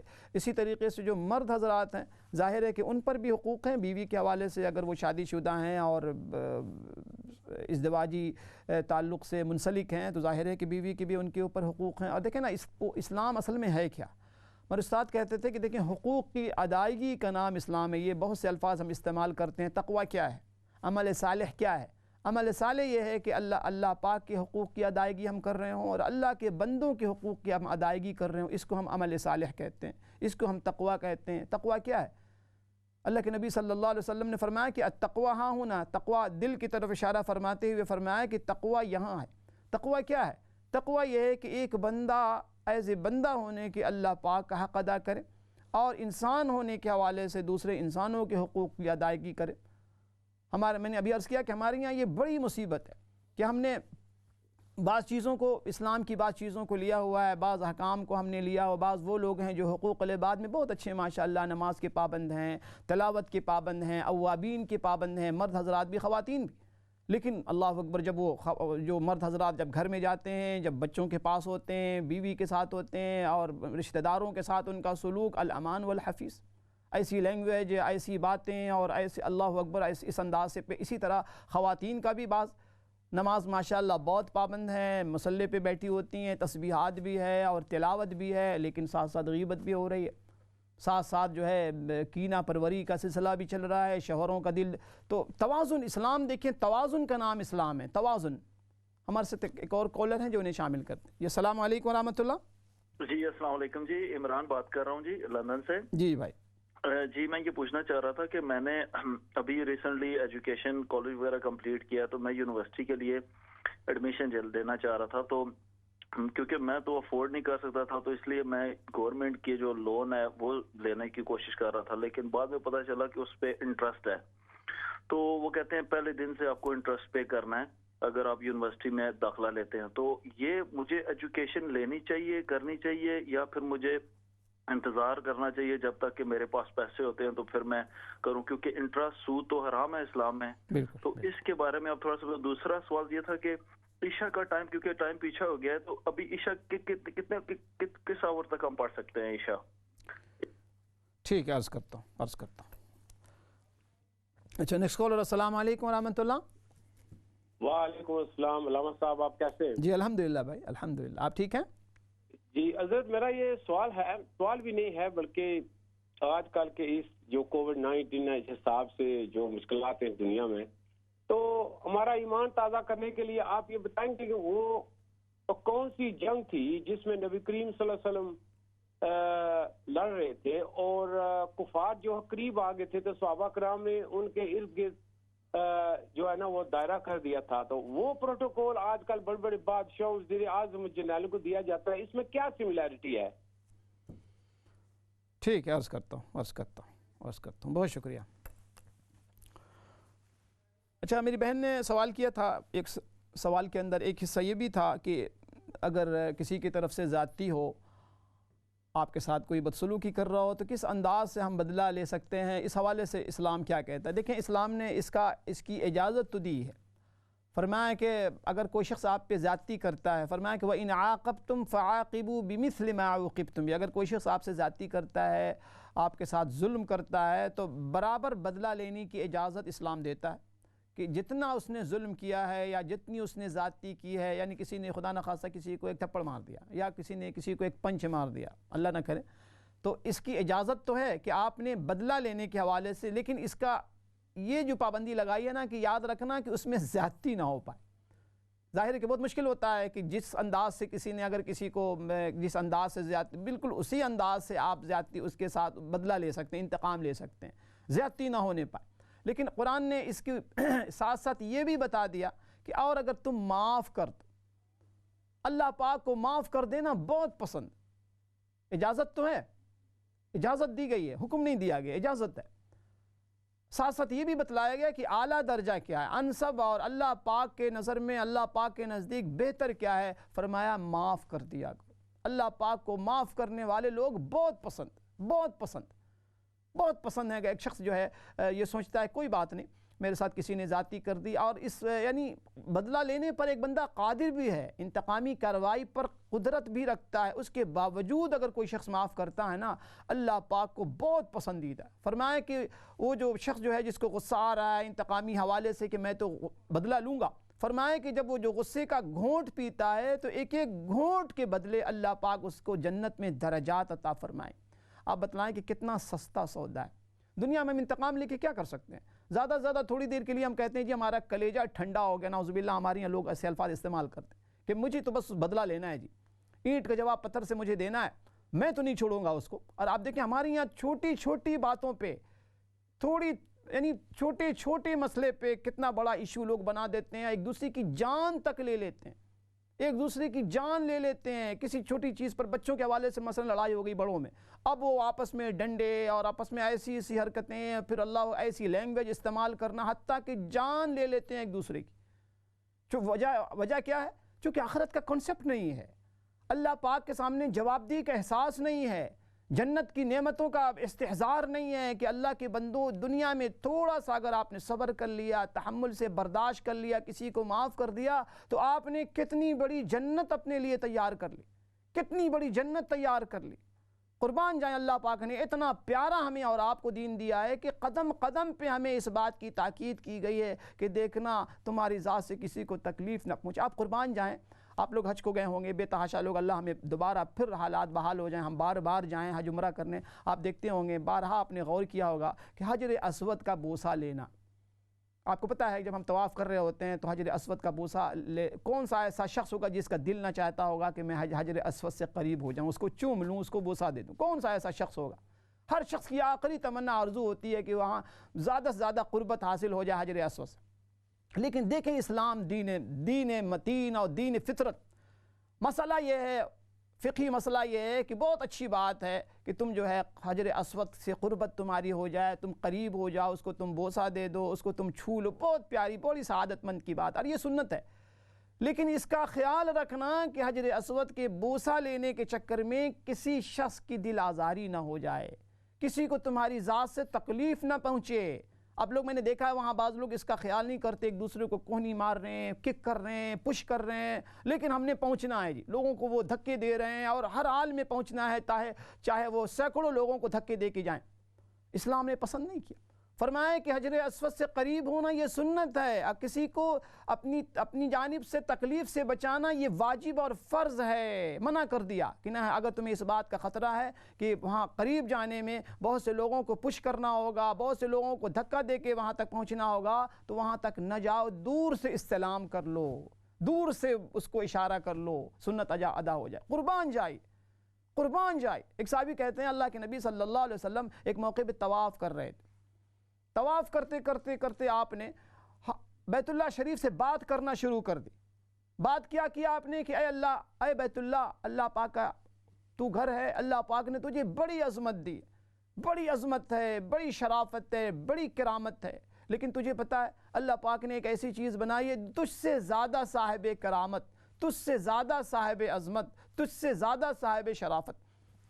اس صحابی کہتے ہیں میرے کان کھڑے ہو گئے یہ سن کے کہ اللہ اکبر، وہ کون سی چیز ہے جو بیت اللہ شریف سے بھی زیادہ باعظمت ہو اللہ کی نظر میں؟ تو رحمت عالم صلی اللہ علیہ وسلم فرما رہے تھے کہ اے بیت اللہ، وہ مومن کا دل ہے، وہ مومن کی عزت ہے، وہ مومن کی آبرو ہے۔ آج دیکھیں کتنا بڑا المیہ ہے کہ ہم کعبہ کے غلاف کو لپٹ کے رو تو رہے ہوتے ہیں، جا کے غلاف میں چپک رہے ہوتے ہیں، یہ خواہش ہوتی ہے، لیکن جب ہم بیت اللہ سے باہر نکلتے ہیں تو انسانوں کو ستانا شروع کر دیتے ہیں۔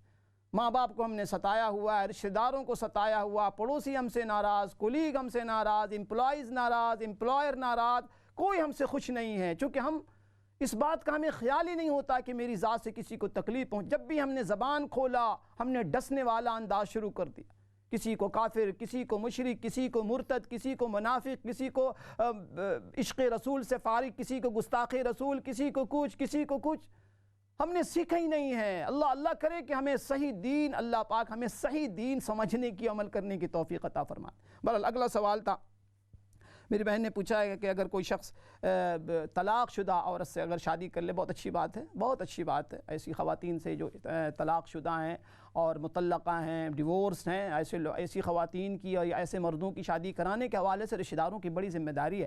ایسے لوگوں کو کوآپریٹ کرنا چاہیے، ایسے رشتہ داروں کو، ایسے لوگوں کو کی شادی کروانی چاہیے۔ قرآن نے تذکرہ کیا ہے کہ وَأَنكِحُوا الْأَيَامَ مِنكُمْ، ایسے لوگوں کی شادی کراؤ۔ ہمارے یہاں ایک کہانی کہ ایک دو مسئلہ ہو تو آدمی اس کو بیان کرے، کہتے ہیں کہ اول تاخر ساری چیزیں بگڑی ہوئی۔ اب دیکھیں ہمارے یہاں بڑا مسئلہ ہوتا ہے کہ بہت سی بہنیں بیچاری ارلی ایج میں بیوہ ہو جاتی ہیں، یا تو شوہر کا انتقال ہو جاتا ہے یا ڈیورس ہو جاتا ہے۔ اب مصیبت یہ ہے کہ اکثر و بیشتر ماں باپ شادی ہونے نہیں دیتے۔ ایک خاتون کا بار بار میرے پاس فون آتا ہے، وہ کہتی ہیں جی میں جب میرا شوہر کا مجھ سے جب ڈیورس ہوا تو اس وقت میری عمر مشکل سے 25-26 سال تھی۔ میں ظاہر ہے کہ ادب اور پھر ہمارے یہاں حیا اور شرم کا جو معیار ہوتا ہے، الحمدللہ جو لوگ بیک ہوم سے آئے ہیں تو ان کا ادب، شرم و حیا کا معیار اور ہے۔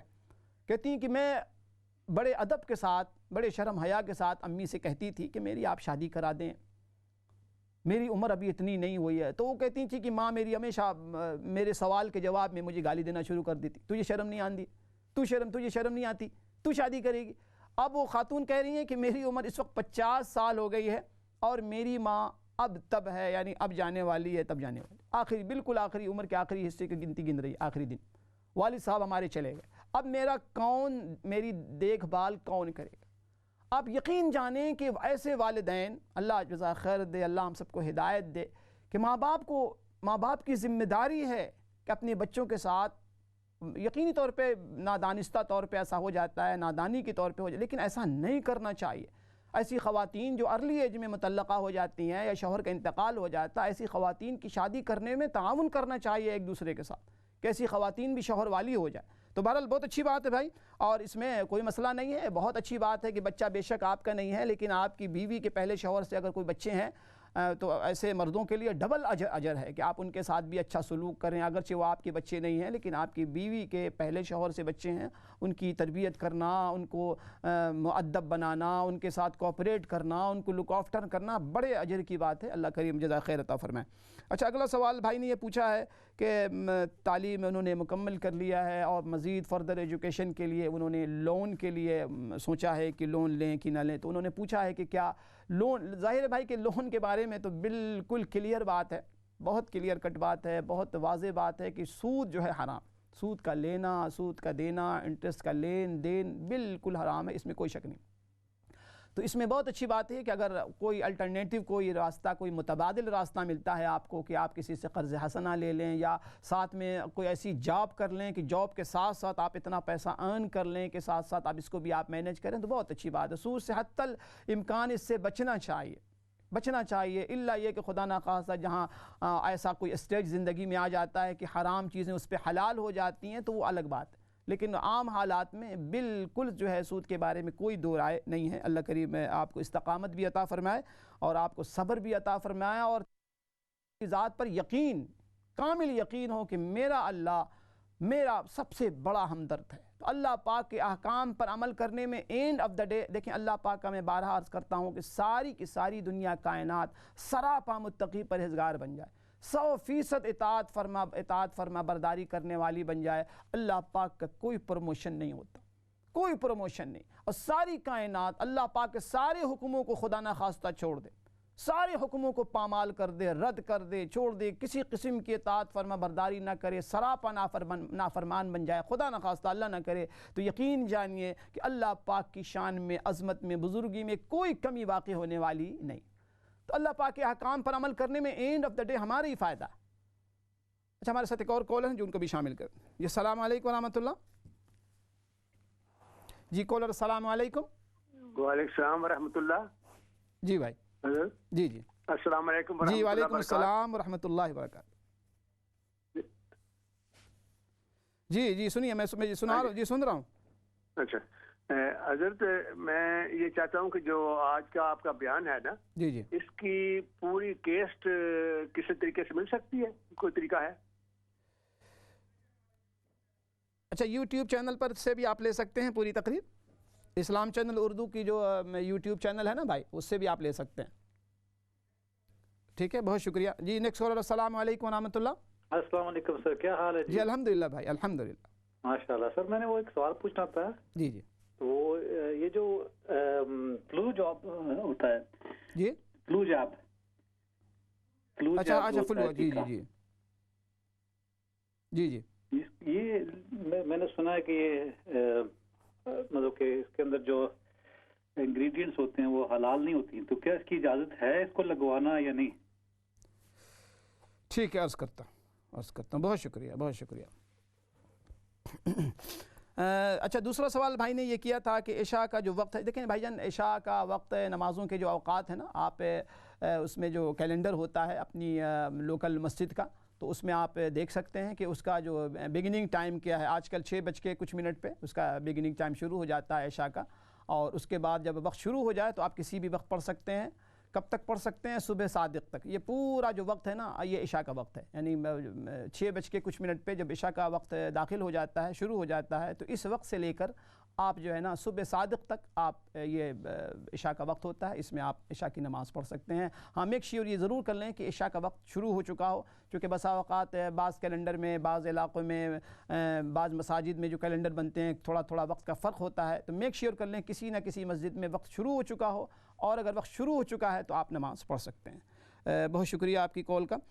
اچھا اس کے بعد بھائی نے پوچھا ہے کہ یہ جو فلو کے جو ہمیں جو لیتے ہیں نا، اس حوالے سے حلال حرام. دیکھیں اس میں ایک تو مسئلہ یہ ہے کہ میڈیکلی اور علاج کی غرض سے بہت سی دوائیں ایسی ہوتی ہیں جس کے اندر ڈرگ ہوتا ہے، اور لیکن ظاہر ہے کہ علاج کے طور پہ ڈاکٹر حضرات جو پرسکرائب کرتے ہیں اور تجویز کرتے ہیں، تو شریعت نے بھی اس کی اجازت دی ہے کہ مثال کے طور پہ کوئی ایسی دوا ہے جس میں الکوہل ملا ہوا ہے، کوئی ایسی چیزیں ملی ہوئی ہے، لیکن اس کا کوئی متبادل آپ کے پاس نہیں ہے، تو ایز اے میڈیسن کے، ایز اے دوا کے آپ اس کو استعمال آپ کر سکتے ہیں. اس کے علاوہ دوسرا مسئلہ ایک یہ بھی ہے کہ دیکھیں وہ جو الکوہل یا اس قسم کی جو چیزیں ملتی ہیں نا، اس میں جو لکھا ہوتا ہے کہ مکس ہیں، تو جو آج کل کے محققین ہیں ان کا کہنا یہ ہے کہ وہ الکوہل نہیں ہے جو الکوہل ہے جس کو ہم شراب کہتے ہیں یا وائن کہتے ہیں، اس کی حیثیت بدل جاتی ہے، اور تو وہ الکوہل ہے جس کا استعمال کرنا جائز ہے. ٹھیک ہے، آپ مزید بھی اس کو جہاں سے آپ لیں وہاں سے بھی آپ پتہ کر سکتے ہیں اور نوعیت پتہ کر سکتے ہیں کہ اس دوا کی کیا نوعیت. لیکن علاج کے طور پہ اس کی شریعت نے اجازت دی ہے کہ آپ ایز اے میڈیسن آپ اس کو استعمال کر سکتے ہیں. اللہ کریم بہت جزائے خیر عطا فرمائے. تو ناظرین میں عرض کر رہا تھا کہ حقوق العباد کیا ہے. تو میں نے عرض کیا کہ دیکھیں یہ دین ہمارا اور آپ کا الحمدللہ یہ دین کامل ہے، مکمل وے آف لائف ہے. تو اگر ہم مکمل مسلمان بننا چاہیں، مکمل مومن بننا چاہیں، اور اللہ پاک کا جو ہم سے اور آپ سے جو مطالبہ ہے نا، جو ڈیمانڈ کیا ہے، دیکھیں اللہ پاک کا ڈیمانڈ دیکھیں. قرآن نے بڑے کلیئر انداز میں ڈیمانڈ کیا ہے کہ کس انداز کی فرما برداری اور کتنے فیصد بندگی اللہ پاک ہم سے چاہتے ہیں، کتنی فیصد بندگی اور اطاعت و فرما برداری. جزوی بندگی کا قرآن نے مطالبہ نہیں کیا کہ ہمیں جزوی بندگی نہیں چاہیے، ہمیں جزوی فرما برداری نہیں چاہیے. اللہ پاک نے تذکرہ کیا سورۃ البقرہ کے اندر، آیت موجود ہے، یا ایھا الذین آمنوا ادخلوا فی السلم کافہ، کہ اے مسلمانوں، اے مومنوں، اے ایمان والوں کہا ہے. یہاں سے ایک اور بات کا بھی پتہ چلا کہ محض ایمان والا ہونا کافی نہیں. آپ کہیں کہ جی میں ایمان والا ہوں، الحمدللہ اچھی بات ہے، ایمان والے ہم ہیں، آپ ہیں، سب ہیں، الحمدللہ ایمان والے ہیں. لیکن نجات کے لیے، نجات پانے کے لیے صرف ایمان کافی نہیں. اس لیے آپ غور کریں کہ قرآن مجید میں جہاں جہاں قرآن مجید نے ایمان کا تذکرہ کیا ہے، عمل صالح کا تذکرہ کیا، ان الذین آمنوا وعملوا الصالحات، الا الذین آمنوا وعملوا الصالحات، ان الذین آمنوا، بار کہیں بھی ایک بھی ایسا موقع آپ کو پورے قرآن میں محل نہیں ملے گا ایسی آیت جو صرف ایمان کا تذکرہ ہو، عمل صالح کا تذکرہ نہ. چونکہ ایمان تو ایک کلیم ہے، اور عمل صالح اس کلیم پر، اس دعوے پر دلیل ہے. ایمان تو ایک دعویٰ ہے. کیا پتہ آپ کے دل میں، میرے دل میں کتنا ایمان ہے. کوئی ایسا آج تک کیمرہ ایجاد نہیں ہوا جو ہمارے یعنی پیمانہ کوئی ایسا کہ جو ہم اس پیمانے کے روشنی میں پرکھ سکیں کہ کتنا ایمان. تو اس کے لیے علامت کیا ہے، سائن کیا ہے؟ وہ عمل صالح، کہ اس ایمان کے تقاضے ہم کتنے پورے کر رہے ہوتے ہیں، وہ تقاضا کا پورا کرنا بتلائے گا کہ کتنے فیصد ایمان۔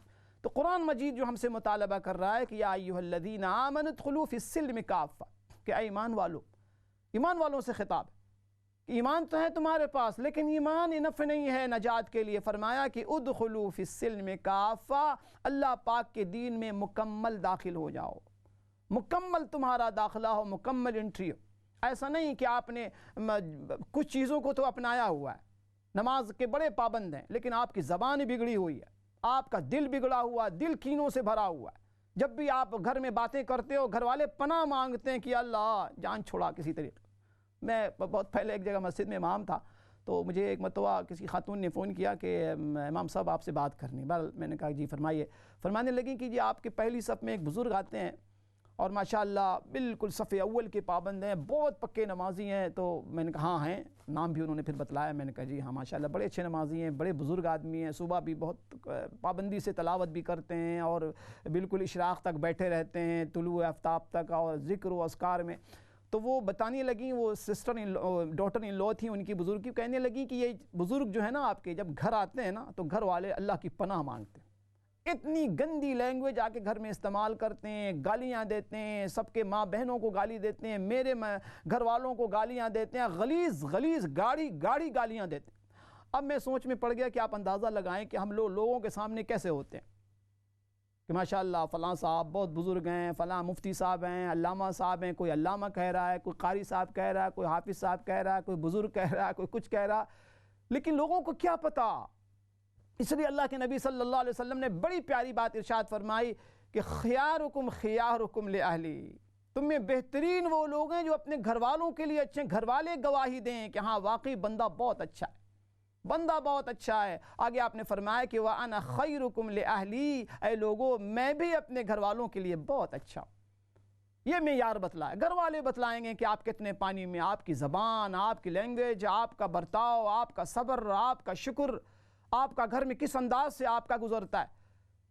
ہماری مصیبت یہ ہے کہ اللہ باہر والوں کے لیے، فیس بک کے گروپ والوں کے لیے، واٹس ایپ والے گروپ والوں کے لیے تو ہم تو فرشتہ بنے ہوئے ہوتے ہیں۔ کیا بات ہے، سبحان اللہ، بڑے اچھے آدمی ہیں، بڑے خندہ پیشانی سے ملتے ہیں۔ لوگ اخلاق کا مطلب آج سمجھتے ہیں کہ کسی سے ہنس کر ملاقات جب آدمی کر لے اور اچھے سے باتیں کر لے، وہ کہتے ہیں بہت با اخلاق آدمی۔ بھائی اخلاق کا معیار صرف یہی نہیں ہے کہ آپ کسی سے ہنس سے بات کر دیں، آپ اس سے پوچھیں جو آپ کے ساتھ زندگی گزارتا ہے یا گزارتی ہے کہ آپ کیسے ہیں، وہ بتائے گی یا وہ بتائے گا کہ 24 گھنٹے کی زندگی میں آپ کس انداز سے زندگی گزارتے ہیں۔ تو میں عرض کر رہا ہوں کہ اللہ پاک نے ہم سے جو مطالبہ کیا ہے، کتنی فیصد دینداری؟ 100% دینداری بندگی کا مطالبہ ہے، 100% دینداری، 100% بندگی، پارٹ ٹائم بندگی نہیں کہ تم نے بہت اچھی داڑھی رکھ لیا، ماشاءاللہ بہت اچھی داڑھی، بہت اچھا صافہ، بہت اچھا جبہ عطر بھی لگا لیا۔ آج ہم میٹھی میٹھی سنتوں کے پیچھے پڑے ہوئے ہیں، کھانے کے بعد کیا کھانا چاہیے؟ میٹھا، میٹھی میٹھی سنتوں پر اب ساری انرجی ہم نے لگا دی۔ وہ سنت زندہ کرنے کے لیے ہم تیار نہیں ہیں جس سنت کو زندہ کرنے میں قربانیاں دینی پڑتی ہیں۔ انس رضی اللہ تعالیٰ عنہ کہتے ہیں کہ ایک موقع پہ رسول اللہ صلی اللہ علیہ وسلم نے فرمایا کہ یا انس یا بنی، اے میرے بیٹے، ان استطعت، اگر تجھ سے ہو سکے تو اس حال میں صبح کر اور شام کر کہ تیرے دل میں کسی کے لیے کینہ نہ ہو، تیرا سینہ بے کینہ ہو جائے، سینے میں تیرے دل میں کسی کے لیے کینہ نہ ہو۔ آگے آپ نے فرمایا کہ ھذا من سنتی، یہ میری سنت میں سے ہے، یہ میری سنت میں سے۔ آج اس سنت کو زندہ کرنے کے لیے کوئی تیار نہیں الا ماشاءاللہ۔ میٹھی میٹھی سنتوں میں ہم لگے ہوئے ہیں، کھجور کھا لیا، عود عطر لگا لیا، بڑے اچھے صاف شفاف کپڑے ہم نے، وائٹ پسند تھا، اللہ کے نبی صلی اللہ علیہ وسلم کو کدو پسند تھا، کھانے کی چیزوں کے چکر میں اللہ کے نبی صلی اللہ علیہ وسلم کی وہ سنتیں کون زندہ کرے گا؟ کسی کو گالی نہ دو، کسی کو کافر نہ کہو، کسی کو گستاخ رسول نہ کہو، کسی کو منافق نہ کہو، یہ سنت کون زندہ کرے؟ اللہ کرے کہ ہمیں اللہ کریم سمجھ عطا فرمائے۔ ناظرین، اللہ کریم سے دعا ہے اللہ کریم آپ کو بھی صحت و سلامتی عطا فرمائے، تمام سننے والوں کو، اور یہ جو گھڑی ہے مشکل گھڑی اللہ آسانی میں تبدیل کر دے۔ اللہ آپ سب کا حامی و ناصر ہو۔ السلام علیکم ورحمۃ اللہ وبرکاتہ۔